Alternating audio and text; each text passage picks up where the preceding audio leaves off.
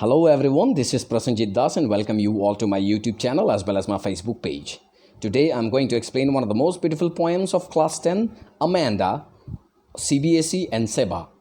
Now this poem is based on a young girl. Before that, let us get into the poetess. The poet of the poem, Robin Klein, was an Australian poet born on 28 Feb 1939 in Campsie in New South Wales into a family of 9 children. Leaving school at the age of 15, Klein worked several jobs before becoming established as a writer.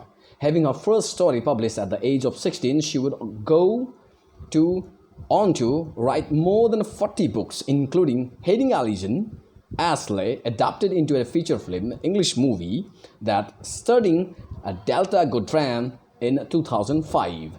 Halfway across the galaxy and Turn Left, adapted into a television serial for the 7 networks in 1992, and Came Back to Show You What I Could Fly, adapted to an English movie directed by Richard Lowenstein in 1993.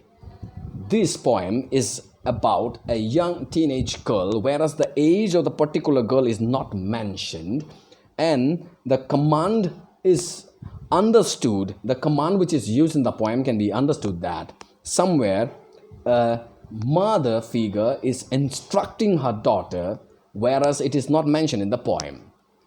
In the first stanza, we can find out while we go through that some lines are written after the main stanza of the poem in bracket, sometimes in bracket, sometimes in a square, sometimes in like different ways. These commands are written. This type of command is called parenthesis in English.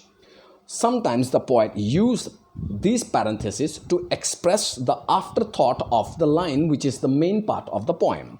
The first stanza of 4 lines, it's a quatrain. Don't bite your nails, Amanda. Don't haunch your shoulders, Amanda. Stop that slouching and sit up straight, Amanda. So this seems to be 4 lines. The 4-line poems are called quatrain, but Amanda is not the 4th line. Rather, the Amanda is the last word of the 3rd line. So when a line of a poem continues to the 2nd line, this type of style is enjambment, called enjambment in poem. So before we get into the meaning and summary of this stanza, let us get to the word meaning of this stanza. The word meanings are: haunch means bending, shoulder को bend करना, slouching यानी eating is sitting in a lazy way, बिस्तर पे या chair पे टांग फैलाकर बैठना, languid यानी relaxed, आराम, emerald या यहाँ पर green बताया जा रहा है, मतलब शांत और नीला आसमान का जो कलर समुद्र के पानी में आ जाता है वो. And another we have inhabitant मतलब रेसिडेंट, रहने वाला. ड्रिफ्टिंग मतलब धीरे से carried away by the water, पानी धीरे धीरे उसको हटा रहा. ब्लिसफुल यानी happy. Now in this stanza, what happens? The poet beautifully describes that a mother figure comes and instructs the girl, a child, Amanda, a little girl who is having pointed out by the mother for her mistakes and how she imagines her life to be. She imagines her life. The poet says that the mother is pointing out Amanda for biting her nails, which is a bad habit. Next, she asks her to sit straight without bending her shoulders. Amanda, who has a habit of bending her shoulders and sitting lazily, is being pointed out by her mother and wants her to sit straight. At this point of time, when she is being scolded by her mother, she imagines herself to be a deep green sea somewhere. She says that she wants to be the only resident in the beautiful green sea. She imagines herself like a mermaid who is alone there and leads a life very relaxing way, and she says that she wants to be carried away by the current of the water, then feels relaxing environment there. Now in this stanza she says that, माँ उसको, एक बेटी को बोल रही कि सीधा बैठो, शोल्डर को, अपने कंधों को टेढ़ा मत करो, बेंच में अच्छे, चेयर पे अच्छी तरह से बैठो, अपने नाखूनों को मत चबाओ। इन सारे प्रकार के इंस्ट्रक्शंस जब एक माँ अपनी बेटी को देती है तो बेटी इमेच्योर्ड है, उसको लगता है कि ये बच्ची छोटी है, तो उनको लगता है कि माँ जो भी हमें बोल रही वो गलत है, हमें हमारे जो आज़ादी है उसको छीनने की कोशिश कर रहे हैं। वो इमेजिन करते हैं अपने आप को, जिससे स्टेंजा के बाद अगर कोई पैराग्राफ में दिया जाता है उसको पैरेंथेसिस कहते हैं, यानी उस स्टेंजा का आफ्टर थॉट यानी उसके बाद क्या कहा गया है। वहाँ पर शी एक्सप्रेसेस, मन में, अपने मन के अंदर वो बोलती है कि काश वो एक मरमेड होती, मरमेड यानी जलपरी होती, वो अकेले एक ग्रीन कलर पानी वाला एक समुद्र में कहीं पर वो अकेली रहती, कोई उसको डिस्टर्ब ना करता, और वो जहाँ मर्जी गोते लगाती, like she could have swum anywhere she likes and she would be in the beautiful area and imagines herself like a mermaid and she thought कि काश मैं मरमेड जैसे होता, कोई वहाँ पर ना होता मुझे ऑर्डर देने वाला, मुझे करेक्ट करने वाला कि ये करो वो करो ये करो, मैं आज़ाद होती। नाउ यहाँ पर कुछ लिटरेरी डिवाइस है, फर्स्ट स्टेंजा में समझते हैं। एनाफोरा यहाँ पर यूज़ किया गया है। एनाफोरा मतलब लिटरेरी डिवाइस यानी रेटोरिकल डिवाइसेस यानी अलंकार। यहाँ पर अलंकार जो प्रयोग किया गया है, पहला है एनाफोरा। एनाफोरा का मतलब हो गया repeated use of a word at the start और द टू और मोर देन टू लाइन्स, जब एक पर्टिकुलर लाइन को बार बार प्रयोग किया गया। देखो, डोंट बाइट, इसको एनाफोरा कहते हैं। रिपीटेड जब हम दोनों लाइन पे देखते हैं, इस प्रकार को एनाफोरा कहते हैं। हमारे पास फिर एसोनेंस है। एसोनेंस में पिछले पोएम में भी अगर आपने देखा है तो आपको मालूम होगा, एसोनेंस और कॉन्सोनेंस मैंने दोनों एक्सप्लेन किया था। एसोनेंस हो गया repetition of the vowel letter again and again in the poem, but it is not necessary in a particular line. It is not necessary कि बिगिनिंग में हो। जैसे कि हम अगर बिगिनिंग में कोई लेटर को देखते हैं तो दैट इज़ डिफरेंट, लेकिन किसी भी वर्ड के बीच में हो, आगे हो, एंड में हो, अगर वो लेटर को बार बार यूज़ किया गया है उसको एसोनेंस कहते हैं, अगर वो भावेल है तो। अगर कॉन्सोनेंट लेटर को यूज़ किया तो कॉन्सोनेंस कहते हैं उसको। नाउ आगे है राइमिंग स्कीम। यहाँ पे A B A C C rhyming scheme यहाँ पर यूज़ किया गया है। Amanda straight, Amanda see me blissfully, तो ये हो गया इसका राइमिंग स्कीम, जो पिछले पोएम में भी मैंने वीडियो में भी एक्सप्लेन किया था। हर पोएम के एक्सप्लेनेशन में मेरा ये ज़रूर राइमिंग स्कीम रहेगा। अब तक तो आपको समझ में आया होगा। अगर कुछ प्रॉब्लम है तो काइंडली कमेंट कीजिएगा, I will explain again. Then we have metaphor. Metaphor is the same rhetorical device that I explained, which is called applied simile. यहाँ पर दो चीज़ों में समानता दिखाई जाती है, लेकिन ये समानता दिखाने के लिए as या like का प्रयोग नहीं किया जाता है, उसी को हम कहते हैं metaphor. Suppose he is like a brave lion, तो यहाँ पर like यूज़ किया गया है दोनों को समानता दिखाने के लिए। अगर इसको simile कहेंगे। अगर मैं like को हटा देता हूँ, he is a brave lion, तो स्टिल ही और लाइन के बीच में मैं सिमिलैरिटी लाने की कोशिश कर रहा हूँ without the use of like और एज। इसको कहते हैं मेटाफोर। नाउ हमारे पास है रिपीटेशन मैंने पुनरावृत्ति, जो हम हिंदी में कहते हैं, यानी किसी भी पर्टिकुलर शब्द या फ्रेज को बार बार कविता में पुनर्प्रयोग करना। अमेंडा कई बार यूज़ किया गया है। नाउ इमाजेरी यानी कल्पना। अगर किसी शब्द या फ्रेज के द्वारा किसी एक इमेजिनेशन को यानी काल्पनिक सोच को हम प्रस्तुत करते हैं कविता में, पंक्तियों को पढ़ कर ही हम सीधा कल्पना की दुनिया में चले जाते हैं, उसको कहते हैं इमाजेरी। पोएम में जो प्रयोग करते हैं, यहाँ पर लिखा है ड्रिफ्टिंग ब्लिसफुली। इमेजिन कर रहे हैं कि ब्लिसफुली, खुशी से, आराम से, हैप्पीली ड्रिफ्ट होता है, यानी समुद्र का पानी लहर ऐसे आता, मुझे लहर उठाकर लेकर जाता धीरे धीरे, तो शी इमेजिन्स, अमेंडा वहाँ पर इमेजिन करती है। एलिटरेशन यानी कभी कविता के किसी पंक्ति में एक वर्ण से बार बार शब्द शुरू हो रहा है। जैसे मैंने हिंदी में कहा था, कानन कुंडल कुंचित कैसा, हर शब्द का शुरुआत में स क आ रहा है। इंग्लिश में उसको एलिटरेशन कहते हैं। Stop that slouching and sit up straight, बार बार एस देखो, stop that slouching S and sit up straight, S.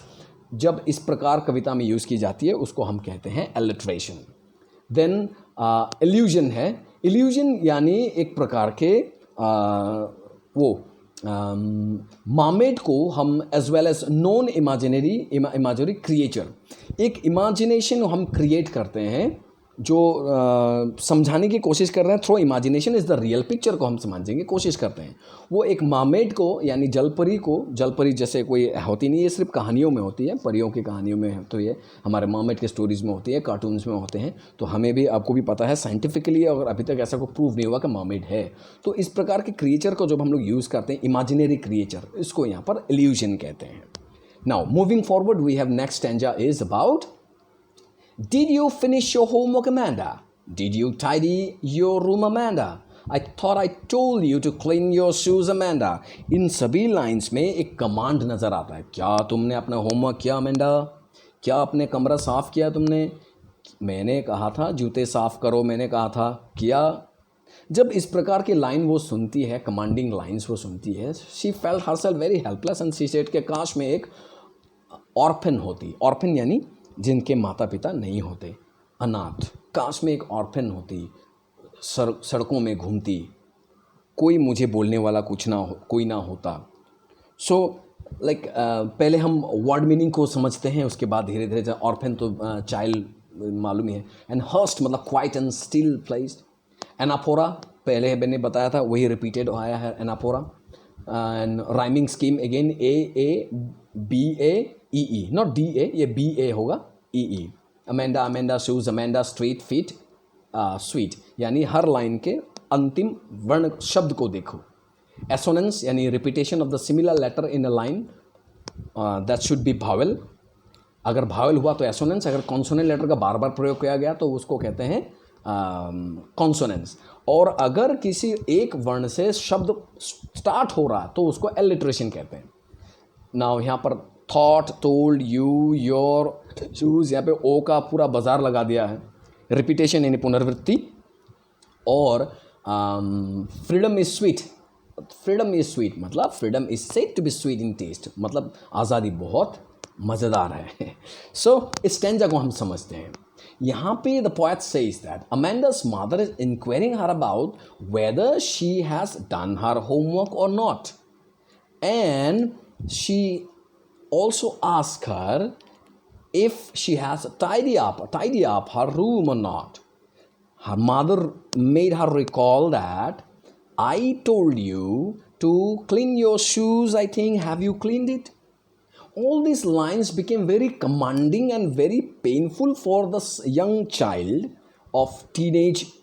She believes that if I wish I were an orphan, काश में एक ऑर्फन होता, ऑर्फन होती मतलब जिसका कोई माता पिता ना है, यानी अनाथ। अगर मैं अनाथ होती तो शायद मुझे कोई बोलने वाला नहीं होता, कोई मुझे स्ट्रीट पे घूमते हुए ना रोकता। I patterns of dust with my hurst bare feet. The silence is golden, the freedom is sweet. अगर मैं एक ऑर्फन होती तो मैं सड़कों में खुलेआम घूमती, मेरा कोई मुझे डांटने वाला कोई ना होता, मेरे पैरों में धूल मिट्टी होता तो ये भी साफ़ करने के लिए कोई ना बोलता, बैर फीट नंगे पैर में घूमती, और आस पड़ास सिर्फ साइलेंस होता, कोई चीख चिल्लाना नहीं। यानी she says that her mother that Scholz her, that's a kind of like noise she does not want to, and उसके पास सिर्फ आज़ादी, फ्रीडम ही फ्रीडम होता। So that's what she expresses and desires. Moving to the next stanza, यहाँ देखते हैं, don't eat the chocolate, Amanda. Remember your acting, Amanda. Will you please look at me when I am speaking to you, Amanda? Now, after this line, she expresses, I am Rapunzel, I have not a care. Life in a tower is a tranquil and rare. I will certainly never let down my bright hair. Now, let us get into it. Before that, we understand the word meaning. Acne यानी pimples. Pimples जो लड़कियों का, लड़कों का भी होता है, जो टीनेज में बहुत बड़ा एक प्रॉब्लम है। Rapunzel यहाँ पर एक क्या है, एक जर्मन फेरी टेल है, ब्रदर्स ग्रीम द्वारा लिखा गया है। ये उस जर्मन फेरी टेल को यहाँ पर एक्सप्लेन किया गया, क्यों आगे मैं बताता हूँ। ट्रैंक्विल यानी पीसफुल, काम, शांत, कोई आवाज़ नहीं, क्वाइट, रेयर मतलब अनकॉमन, जो है नहीं। और यहाँ पर कुछ जो लिटरेरी डिवाइस यूज़ किया गया है, वहाँ पर इल्यूजन है। इल्यूजन हो गया use of the famous fairy tale character Rapunzel. यहाँ पे इल्यूजन क्या है, ये भी एक धोखा है, मतलब नॉट रियल है, नॉट रियल, क्योंकि रपांजल इज़ अ फेरी टेल, वो जर्मन फेरी टेल है, ब्रदर ग्रीम्स के द्वारा लिखा गया है। उसकी अलग एक फेरी टेल में आपको, अगर आप उसमें देखते हैं, यूट्यूब में जाते हैं, आपको मिल ही जाएगा रपांजल के बारे में। रपांजल एक ब्यूटीफुल वो थी, लड़की थी, जिसके बारे में मैं आगे एक्सप्लेन करता हूँ। राइमिंग स्कीम यहाँ पर AABAGG Amanda Amanda you are care rare hair. So इस प्रकार राइमिंग स्कीम इसका है। आप लाइंस देख लीजिए, आपको समझ में आ जाएगा। हर पंक्ति का लास्ट वर्ड को देखिए, आपको आंसर मालूम हो जाएगा। एसोनेंस यहाँ पर है, कौन सा लेटर का यूज़ किया गया? एसोनेंस आप खुद ढूंढिए। एसोनेंस यानी repetition of the vowel letters again and again in a line of a poem. Consonance यानी repetition of the consonant letter in the line of a poem. कौन सा कॉन्सोनेंट लेटर आपने बार बार यहाँ पर यूज़ किया गया, आप निकालिएगा। रिपीटेशन यानी पुनर्वृत्ति, कौन से शब्द को रिपीट किया गया बार बार यहाँ पर, ये आप निकालिए। नाउ हम इसके मीनिंग में चलते हैं। इन पंक्तियों में क्या है, अमेंडा के मदर जो है, जो कि यहाँ पर स्पष्ट रूप से लिखा नहीं है कि मदर है, जस्ट कमांड को देखकर हमें लगता है कि किसी माँ ही अपनी बेटी को इस प्रकार के कमांड दे सकती है। अमेंडा की माँ कहती है, अमेंडा स्टॉप ईटिंग चॉकलेट्स, इतने चॉकलेट्स मत खाओ। She reminds her of pimples that Amanda faces due to eating chocolates। वो माँ उसको याद दिलाते हैं, तुम्हें याद नहीं है कि तुमने चॉकलेट खाकर अपने मुंह में इतना सारा पिंपल्स कर लिया है। At last she scolds her not paying attention to what your mother says। And जब वो बोल रही थी, एक जो अमेंडा है वो अपने माँ को सीधा मुंह देख नहीं रही थी, सिर झुकाए बैठी हुई थी और देख नहीं रही थी, और उसके माँ को और ज़्यादा गुस्सा आ रहा था। हाँ, मैं तुम्हें डांट रही हूँ और तुम सीधा मेरे देख भी नहीं रही हो, मेरे नज़र से नज़र भी नहीं मिला रहे हो, मेरे सामने भी नहीं आ रहे हो। तो ऐसा नॉर्मल एक होता है, माँ गुस्सा हो गया, मैं तुम्हें डांट रही हूँ, तुम मेरी बात नहीं सुन रहे हो, समथिंग लाइक दैट। माँ लोग जब डांटते हैं ना, वो हमारी आज़ादी को नहीं छीनते, वो हमें करेक्ट करने के लिए, हमारी गलतियों को सुधारने के लिए, हम कोई गलत करते हैं उससे रोकने के लिए वो डांटते हैं। हमें समझना चाहिए वो। अब मे भी हमारी जो एज है उसके लिए हम समझ नहीं पाते। रपांजल वॉज नहीं, वहाँ पर क्या हुआ, वो अपने आप को सोचने लगते, जैसे डांट पड़ी वो सोचते कि काश मैं एक रपांजल होती। तो रपांजल कौन है? रपांजल एक जर्मन फेरी टेल की कैरेक्टर है, जो बहुत सुंदर है, बहुत ही ज़्यादा सुंदर है, जिसके लंबे लंबे बाल हुआ करते थे, गोल्डन कलर के फेरी टेल में वो लिखा गया है, जिसको एक चुड़ैल ने, एक विच ने कैप्चर कर लिया था। She was captured in a tower, big tower, by a चुड़ैल, by a witch. The witch used to climb the tower with the help of the long hair of Rapunzel that were let down by her through the window। उसकी खिड़की, जो एक tower है, tower की खिड़की के माध्यम से, खिड़की से वो अपने लंबे बाल बाहर रखती थी, वहीं से चुड़ैल ऊपर जाती है, नीचे उतरती थी, जहाँ पर एक चुड़ैल ने उसको कब्जा कर लिया, बिकॉज वो बहुत सुंदर है, उसके बाल बहुत सुंदर थे।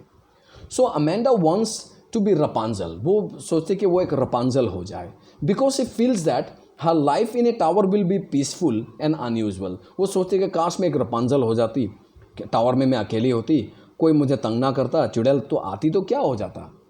एक्चुअली इसकी पूरी कहानी ऐसे है कि राजकुमार एक दिन वहाँ से घोड़ा लेकर जाता है, तो अचानक वो देखता है और दोनों एक दूसरे के प्यार में पड़ जाते हैं।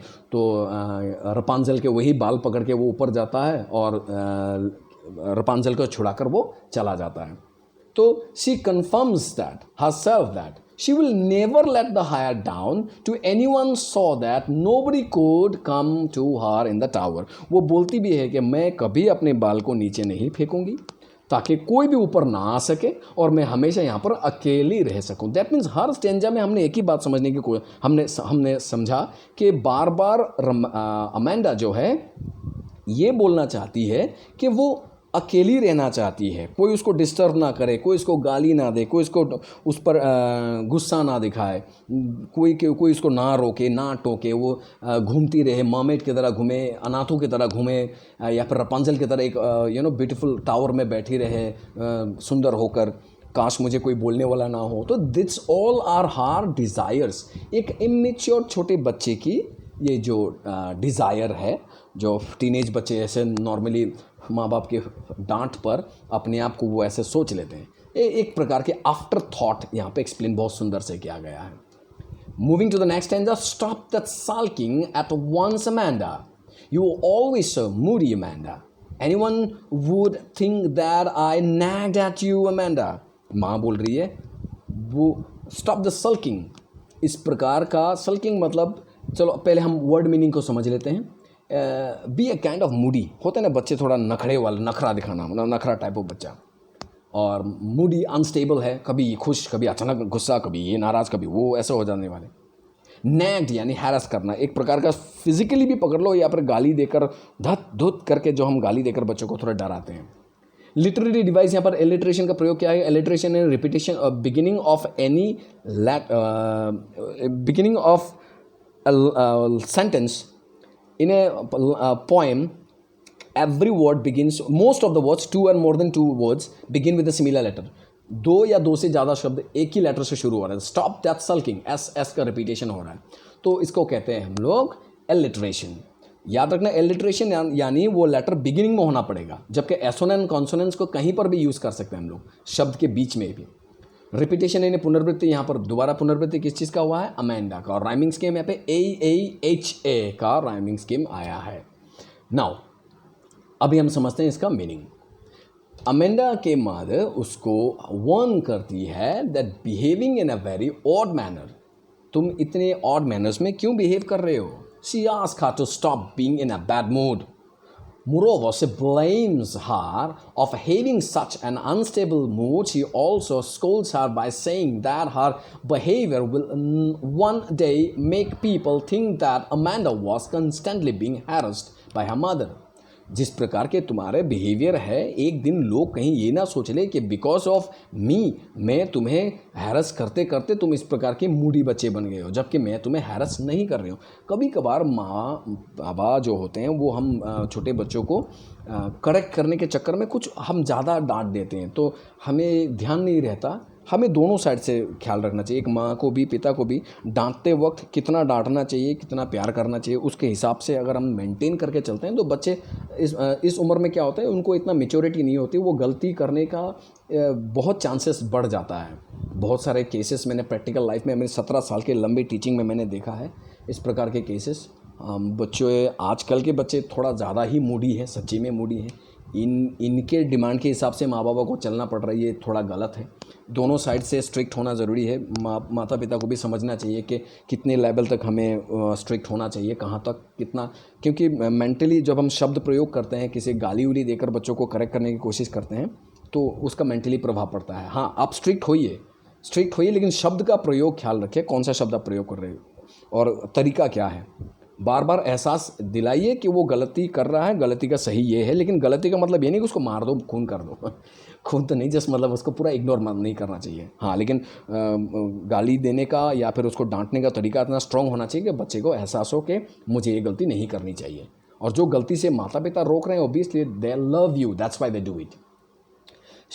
If she reacts towards this and getting emotional, her mother takes this against her sense of pride and scolds her that she should not behave like this, as other would think that Amanda's mother is very dominating towards her child.